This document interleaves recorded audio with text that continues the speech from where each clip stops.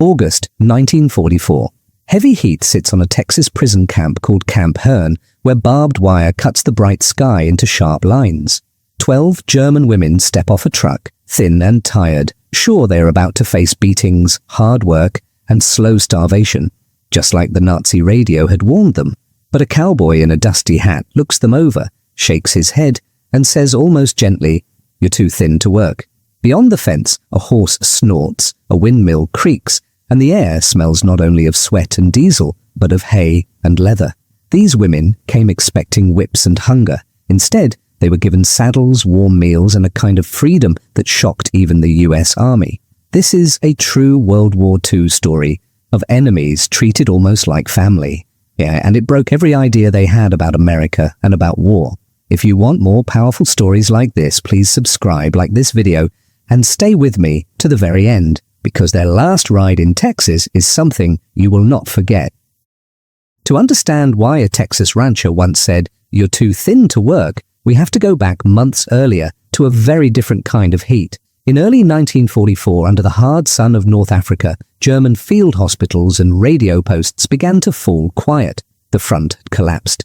British and American units moved in fast, their trucks grinding over sand that still smelled of cordite and diesel. Among the thousands of prisoners taken in Tunisia were a small, unusual group, 12 German servicewomen. They were nurses, clerks, radio operators. None had fired a rifle in anger, but all wore the uniform of a regime that promised victory. From the first hours of capture, fear walked with them. For years, Nazi radio had told them what to expect from the enemy. Americans, they were told, were corrupt and cruel. "They will use you, starve you, work you to death," one camp rumor repeated. One of the women, Greta, later wrote, "We believed we would be treated worse than animals. We thought we would never see our homes again." The paradox was simple and brutal. They were terrified of a world that, in truth, planned to feed and house them better than their own collapsing army could. The women were separated from male prisoners, counted, listed, and moved like pieces in a vast machine. By 1944, more than 400,000 German prisoners of war would be held in the United States, but female POWs were rare enough to draw stares even from experienced guards. To the American officers, they were a problem to be solved. How to move 12 enemy women safely across an ocean already thick with U-boats. Trucks carried them to a North African port that stank of fish, hot metal, and bunker fuel. There they were, marched up a gangway into the dim belly of a converted transport ship. The air below deck was thick with oil and sweat. Hammocks swung in tight rows. Steel walls sweated with condensation. At night, the engines roared so loudly that prayer, if whispered, vanished into the vibration. Food was simple and strange to them. White bread instead of dark, thin soup, coffee that tasted burnt and bitter. It was more than many German civilians were getting by 1944, but to the women, weak from months of shortages, it barely slowed the weight loss. Lisa, a clerk from Stuttgart, remembered thinking, "If this is the beginning, how will we look at the end?" The convoy crossed more than 3,000 miles of Atlantic water in a little over 2 weeks. Sometimes the women were allowed on deck in guarded groups. Salt wind slapped their faces. They saw other ships on the horizon, grey shapes in long lines, a moving factory of war. In 1943 alone, American shipyards had turned out over 1,000 Liberty ships, and now that industrial tide carried even its enemies. When land finally rose on the horizon, it did not look like the smoky, ruined coast they knew from Europe. Cranes reached into the sky. Warehouses lined busy docks. Behind them, faint in the distance, they could see tall buildings and smoke that smelled of coal, not burning cities. "We looked at the harbour," one later recalled, and thought, "So this is the country that has so much and yet wants more." From the port, armed guards moved them into special rail cars. The train clattered inland, steel wheels beating a steady rhythm. Through dirty windows, they saw an America that felt impossible. Fields rolled by, green and gold. Small towns flashed past with filling stations, cafes and shop windows crowded with goods.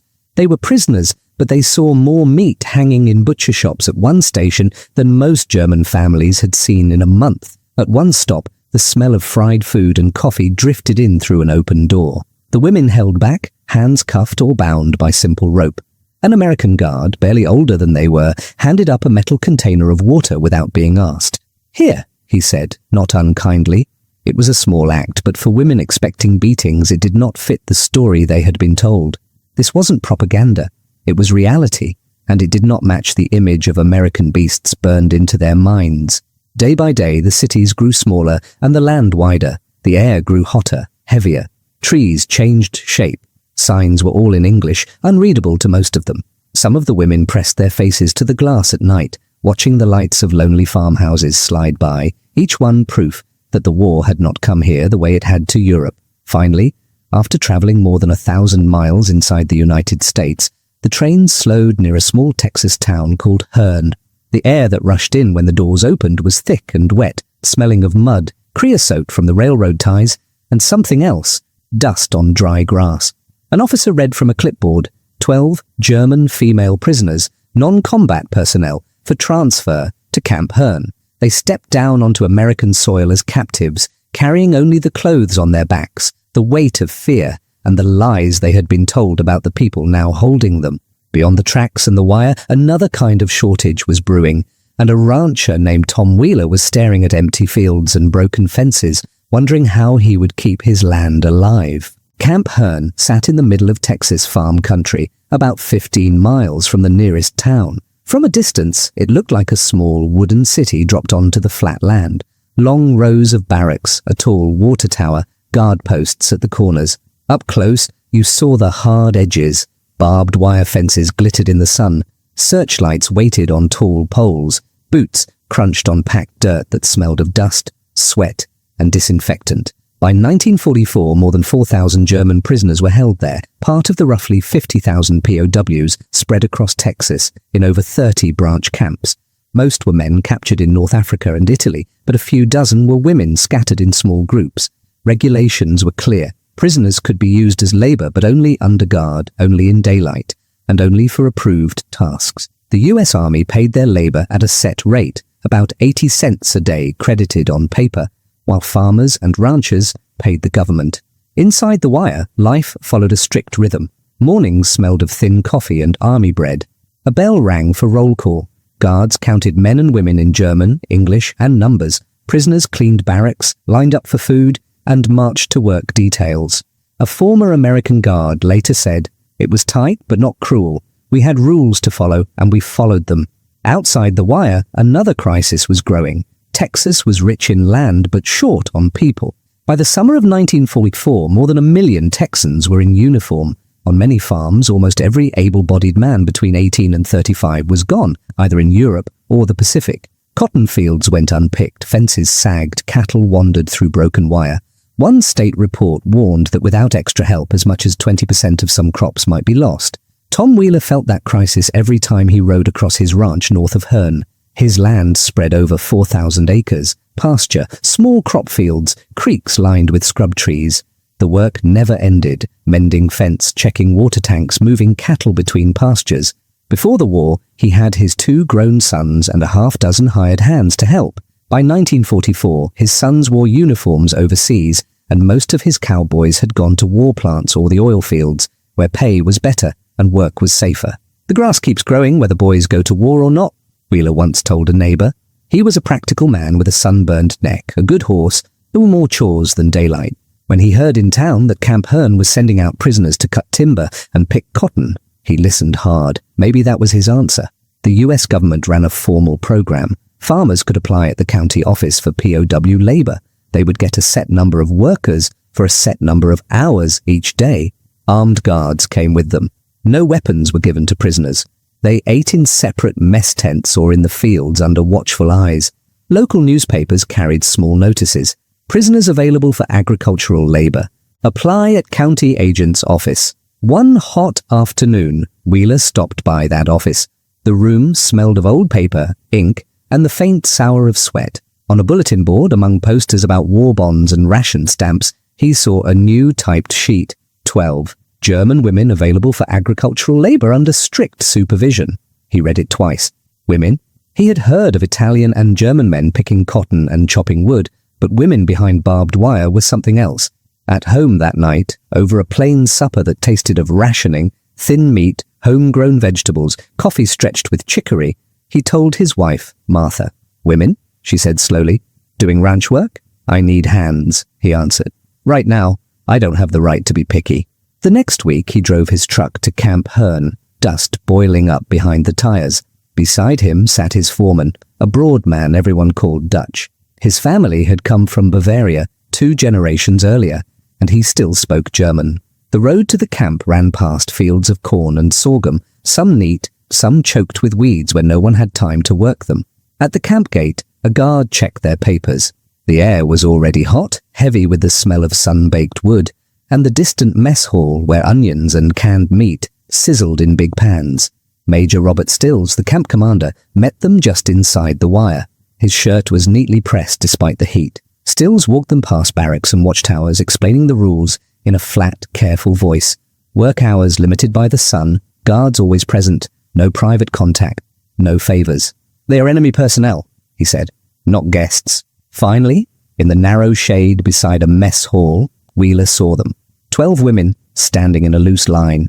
Their grey uniforms hung off their frames, cheekbones pushed against thin skin. One arm was in a sling. Another woman's hands shook, though the air was hot and still. They looked less like farm workers and more like patients from a hospital he had never meant to run. Greta, Lisa, Anna, he did not know their names yet. He only saw faces that did not match the posters he had seen of bold enemy women with strong arms and cold eyes. Again, what propaganda had promised was not what stood in front of him.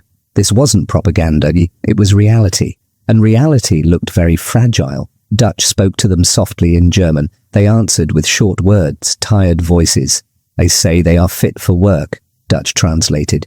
Wheeler studied them, thinking of barbed wire, of army rules, of his empty pastures, and of how easily a thin woman could collapse in the noon sun. Right there, a new idea began to form, one that did not quite fit the regulation forms on the major's desk. What came out of his mouth next would surprise not only the women, but the army that held them. Wheeler stood in front of the thin line of women, hat in his hand. He looked from face to face, then down at their loose uniforms and sharp bones. When he finally spoke, his voice was quiet. "Tell them," he said to Dutch, "they're too thin to work." Dutch translated into German. The words hung in the hot air. For a moment, the women thought it was a cruel joke. Work was the one thing they were sure the Americans would demand. Greta later wrote, "We waited for laughter or shouting. Instead, there was only silence and his troubled face." Major Stills frowned. "They meet the requirement?" he said. "Regulations say all able prisoners must perform productive labor." Wheeler nodded slowly. "Maybe so, Major. But you send these ladies into a Texas field for 8, 10 hours a day, 6 days a week, and they'll drop before the first fence line. That's not productive either." There it was, the paradox. The army needed them to work. Wheeler needed help. Yet the very hunger that made them seem strong enough to send overseas now made them useless for the kind of heavy labor the rules assumed. The major hesitated. Paper orders did not mention special treatment for women. "What are you suggesting, Wheeler?" "Let me take them," Wheeler said. "I'll sign for all 12. I'll use them on the ranch, but not in the fields. Not at first. I'll get some weight on them, build them up. Then they'll be more use to you and to me." Stills studied him. On his desk were neat files, each showing how many man-hours of prisoner labor went to county farms every week. It was a simple equation. So many men, so many acres, saved. There was no line for healing first, yet he also knew sick prisoners meant reports, inspections and trouble. "You understand?" the major said at last. "I cannot authorize special activities, agricultural labor only, guarded, logged." "I understand, Major," Wheeler answered. "Just put us down for 12 workers." That evening, Wheeler drove home under a red sky. His truck smelled of dust and old leather. Martha met him at the door, wiping her hands on a flour towel. The kitchen was warm with the smell of beans and cornbread. Simple food, but rich compared to the camp rations. He told her what he had seen. The sling, the shaking hands, the hollow faces. "They're supposed to fix my labor problem," he said, "but they look more like they belong in your pantry than my pastures." Martha sat down at the wooden table. Dutch joined them, his big hands wrapped around a coffee cup. The small house grew quiet except for the ticking clock and the faint sound of crickets outside. "They have to work," Wheeler said. "The army made that clear." "Work, yes," Martha answered. "But what kind of work?" She thought for a moment. "They could help here. Cleaning, canning, sewing. God knows I could use the help." Wheeler shook his head. "Some maybe, but I saw their eyes. They're used to doing important jobs, even if it was for the wrong side. Nurses, clerks, radio people. If I lock them in a kitchen, they'll feel like they've been put in a box. That won't build them up. It'll break them different. Dutch cleared his throat. Back in Bavaria, my aunt said girls learned to ride before they could read proper.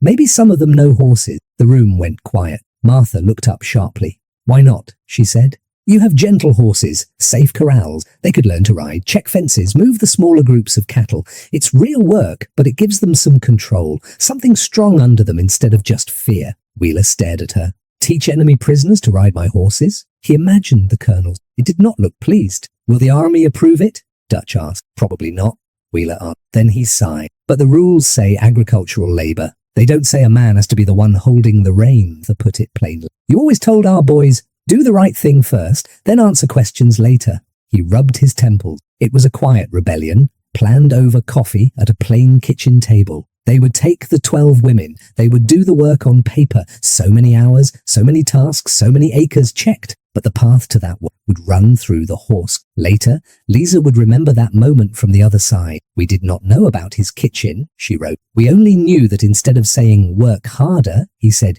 you are too thin. It was the first time since capture that someone saw us as women, not just as uniform. This wasn't propaganda, it was reality. And it ran against almost every story both sides had told about the enemy. 3 days later, just after dawn, a military truck rolled out of Camp Herne with 12 German women in the back, heading north over the dusty road. They expected fields and tools and endless rows of hard earth. What they saw when they reached Wheeler's ranch would change everything. The truck rattled to a stop just inside Wheeler's ranch gate. The sun was still low, painting the eastern sky gold and pink. Cool air carried the smell of dew on grass, mixed with dust and a sharper scent the women did not at first recognize, hay and horse sweat. They climbed down, chains clinking lightly. Instead of rows of crops, they saw a wide dirt corral fenced with rough boards. Inside stood 8 saddled horses, calm in the morning light. Their coats shone brown, black, and cream. One flicked its ears, another snorted, steam puffing in the cool air. For a moment, no one moved. We thought this was some kind of test, Lisa later wrote. We looked for the shovels, the heavy tools. Instead, there were animals waiting for riders we did not believe we could be. Wheeler stood by the fence with Martha and 2 older ranch hands. Dutch translated as Wheeler spoke. Today, you will not go to the fields, he said. First, you will learn to be around the horses, then maybe you will learn to ride, if you wish. The offer itself felt like a paradox. They were prisoners, yet they were being asked what they wanted. Back in Germany, propaganda had shown Americans as brutal. Now an American was giving them a choice. One woman stepped forward. Her name was Greta. Her hands trembled, but her eyes were clear. I taught riding in Bavaria, she told Dutch quietly. Before the war, Dutch nodded to Wheeler. She knows horses, he said. Wheeler led her toward a sorrel mare named Honey. Up close, the animal smelled warm and alive, a mix of leather, dust, and sweet hay. Greta reached out. For a few seconds, her fingers hovered over the mare's neck. Then she laid her palm flat on the smooth coat. She began to cry. Not loud, just silent tears cutting lines through the dust on her face. In that moment, she later wrote, I remembered who I had been before I was a number.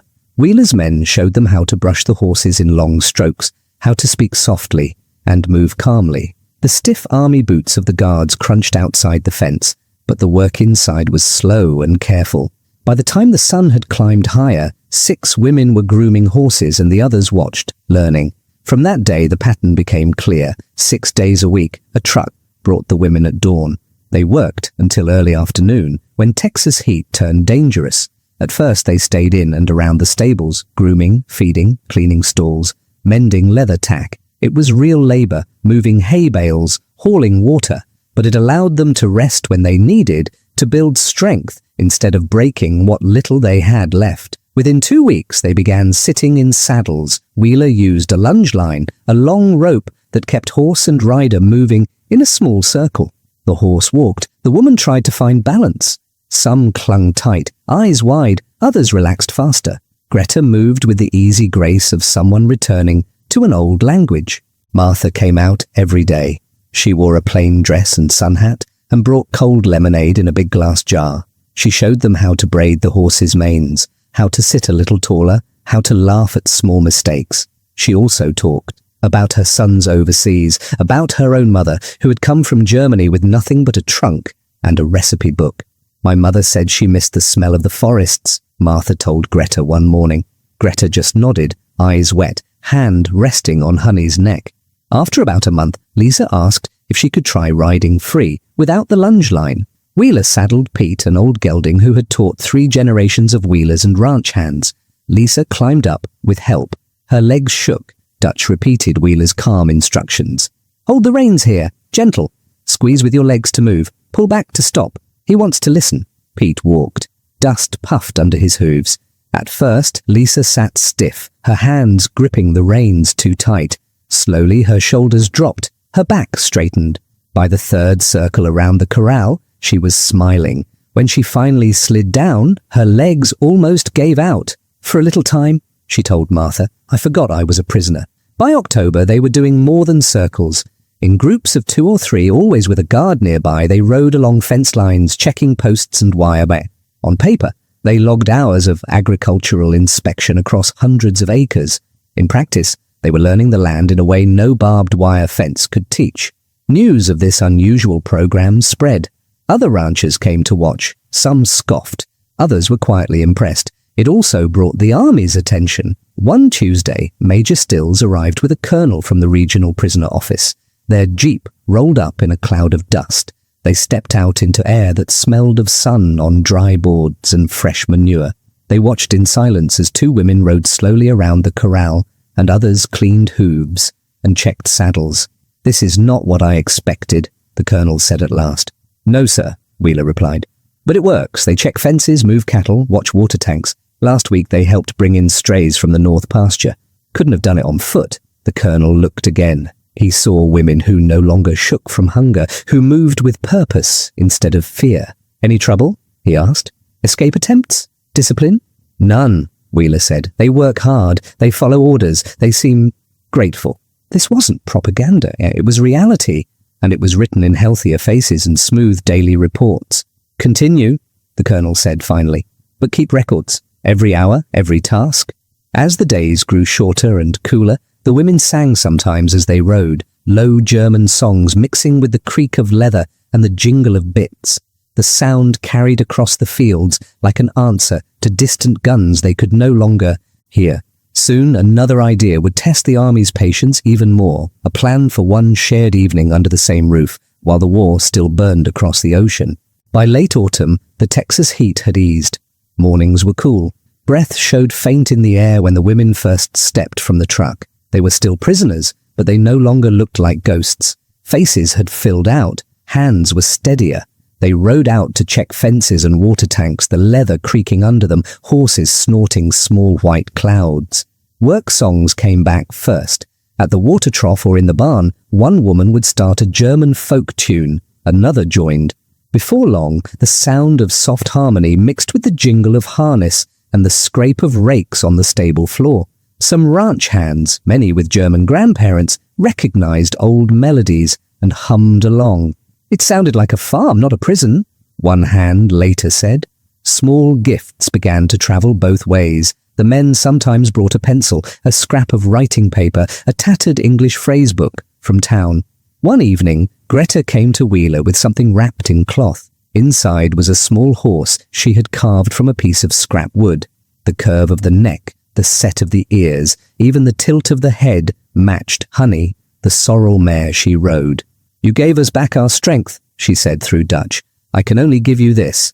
Prisoners were not supposed to give presents to their guards, yet here was a carved thanks sitting in Wheeler's rough hands. Again, reality did not match the simple enemy picture the war demanded. As December came, the days grew short and sharp. Frost dusted the grass some mornings. Martha watched the women arrive, coats thin, shoulders a little hunched against the wind. One night, as she stacked jars in the pantry and smelled the sharp sweetness of preserved peaches, she spoke to Wheeler.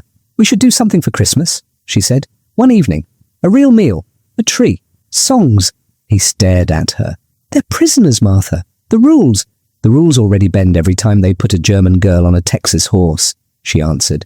They are far from home. Maybe their homes are gone. One good night will not lose this war. Wheeler thought of his sons, eating in field tents somewhere overseas. He thought of the women riding his fences without complaint. The next day, he telephoned Camp Hearn, then the colonel in charge of prisoner program. The talks took 3 days. In the end, the colonel agreed, but only with strict limits. Guards present, no alcohol, everyone back behind the wire by nightfall. On paper, it was just an approved holiday meal for work detachment. On Christmas Eve, the truck rolled up while the sky was still pale. The women climbed down into air that smelled of wood smoke and cold earth. When they stepped into the ranch house, warmth hit them like a soft wall. A fire crackled in the stone fireplace. Pine branches hung along the mantel, bright with paper ornaments cut from old catalogues. The table was set for more than a dozen people. Martha had saved and planned for weeks.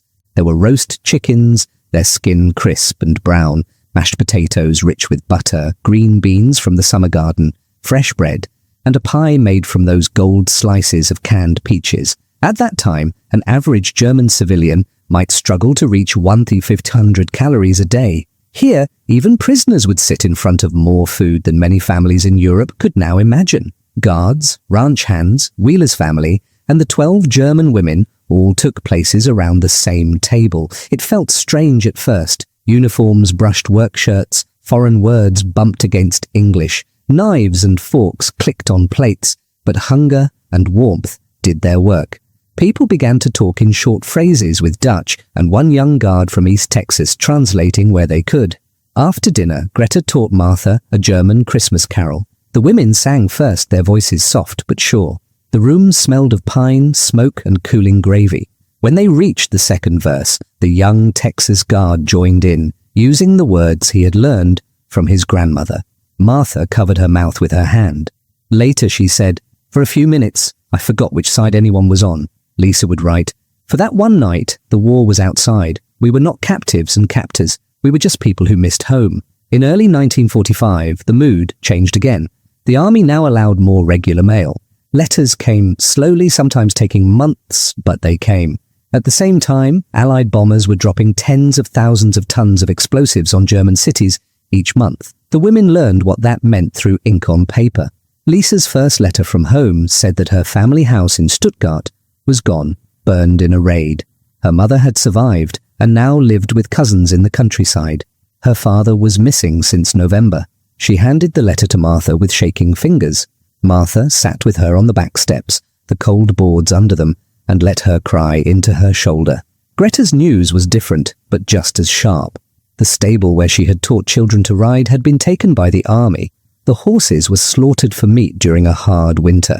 For 3 days, she barely spoke. She went through the motions of work like a sleepwalker. Then, on the 4th morning, she went to Honey's stall. She brushed the mare until the coat shone, breathed in the familiar smell of horse and hay, and slowly began to talk again. "Some beauty lives," she wrote later, even when the Greta did find part of hers in Bavaria. In time, she reopened a small riding stable. Children once again learned to sit a saddle under her eye. Letters crossed the Atlantic for years, thin envelopes with foreign stamps, smelling faintly of dust and old ink. "Today, a little boy trotted for the first time," she wrote to Martha. "I thought of Texas." Lisa's path was harder. Her father had died in the last chaos of the war. She trained as a teacher in a ruined Stuttgart and worked with orphans who had lost almost everything. In a 1953 letter she wrote, "I teach them English. Sometimes I use phrases I learned on the ranch.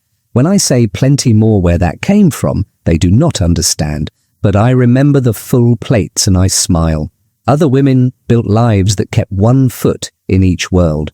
A few married American soldiers during the occupation, staying in Germany, but tied to the country that had once held them prisoner. Some later immigrated legally to the United States, a smaller number even finding their way back to Texas. They brought with them the strange skill set of German women who can ride like cowboys. Anna became an artist. Her later paintings showed German women on horseback under a Texas sun, guard towers in the distance, and cowboys offering outstretched hands instead of rifles. In the 1960s, her work hung in galleries in Munich and Stuttgart, quietly asking viewers to rethink easy stories about enemies and friends. Wheeler kept ranching until his death in 1963. Among his papers, Martha found letters from all 12 women, thick with thanks. The small carved horse still sat on the mantel, its wood worn smooth by dusting hands. When Martha died in 1982, her children found those letters and the old photograph of the women and the horses. They did not know every world cuts down most of it. The women also wrote back across the ocean. They described horses, open pastures, Christmas dinners, and Americans who said, "You are too thin to work," instead of beating them. Relatives in ruined German streets could hardly believe it. This wasn't propaganda, it was reality, but it sounded like a story made up by enemies. Outside Texas, the war kept moving. German armies were falling back on every front. In spring, new orders would come to Camp Hearn. The women's time at the ranch was running out, even as their ties to it grew stronger with every letter sent and every fence line ridden. Soon they would learn what happened when the war ended and where home really was now. In April 1945, a rumor moved through Camp Hearn faster than any truck. Germany was collapsing. Town names the women knew, Königsberg, Cologne, Leipzig, came over the camp loudspeakers as captured, encircled, fallen. One guard remembered, "You could feel the air change. For us, it meant we might go home sooner. For them, it meant they might not have a home to go back to." Out at the ranch, the women kept working. They checked fences that did not really need checking, brushed horses already clean. Busy hands kept fear a little further away. One morning, Lisa asked Wheeler through Dutch, "When the war ends, what happens to us?" He told the truth. "I don't know, but you'll be stronger than when you came. That will matter wherever you go." By summer, orders were clear. The POW program would wind down. Between late 1945 and 1946, the United States would send home almost all of the roughly 400,000 German prisoners it held. At Camp Hearn, that meant closing work detachments, including Wheeler's. Martha insisted on a farewell supper. This time there were no trees or songs in the plan, just a simple meal: stew, bread, coffee. The house smelled of onions, flour, and wood smoke. The women arrived in their worn uniforms, now less loose than before. They brought what they could: small drawings, letters written in careful English, another carved figure or two. The ranch hands laid out gifts as well: sturdy boots, worn but solid work gloves, a few warm coats for the long journey. Greta pressed a folded paper into Martha's hand. It held an address in Bavaria. "If you ever come to Germany," she said, "please find me. I want you to see it when it is green again." Martha nodded, knowing she might never cross the ocean, but also knowing that promises can feed the spirit like food. On their last day, Wheeler did something the rules never imagined. He let the women ride one final, wide loop through the north pastures with only light guard behind them. The morning was bright, the sky a deep blue bowl. Grass brushed their boots. The wind carried the clean smell of sun-warmed earth and cattle. They rode mostly in silence. Each felt the rhythm of the horse under her, the weight of the saddle, the leather reins warm in her hands. "I tried to memorize it," Anna later wrote. "The color of the sky, the sound of the hooves. I thought, if I can remember this, I can survive what comes next." When they returned, they slid from the saddles slowly, touching the horses' necks one more time. Brushes rasped over coats. Hooves were checked for small stones that were not there. They were stretching out the goodbye. Martha took a few photographs with a borrowed camera, 12 women standing beside horses, the wind lifting their hair. None of them knew those pictures would sit in a family album for decades. That evening the truck came. The women climbed in, chains light against steel. As it pulled away, they looked back at the low house, the corral, the windmill turning against the sky. Wheeler and Martha stood at the gate until the dust cloud settled, and the road was empty. The ranch had the same number of acres and animals, but it felt different now, as if some new piece of its story had been cut out and carried away. Most of the women reached Germany in late 1945 and early 1946. What they found was worse than they had feared. Streets of broken stone, burned roofs open to the rain, families scattered. But they knew the story. In later years, historians looking at POW programs noticed something unusual in the records from Camp Hearn and Wheeler's ranch. Healthy prisoners, steady work, no escape attempts. The secret was not complex. Treat people with basic dignity and many will answer with their best selves. This wasn't propaganda, but it was reality. They had come as conquerors, they left as students, and in the end, The sharpest weapon in that quiet corner of Texas was not a gun or a fence, but the simple decision to see human beings where others saw only the word enemy. The story of 12 German women on Texas horses is a small thread in a huge war, but it shows a clear truth. One side had more planes, tanks, and ships, but it also had full plates, open land, and enough confidence to treat even its enemies with a measure of care. The women came from a world of fear, hunger, and orders shouted from loudspeakers. On the ranch, they met a quieter power, food shared at one table, skills freely given, and a gate that opened every morning and closed every night without breaking them. In the end, the loudest victory here was not over territory, but over hatred itself, a reminder that even in a brutal war, people can choose to act with simple decency and change how the story is remembered. If you'd like to hear more true World War II stories told this way, human, detailed, and surprising, make sure you subscribe, leave a like, and share this video. And in the comments, tell me, what part of this story challenged what you thought you knew about the war?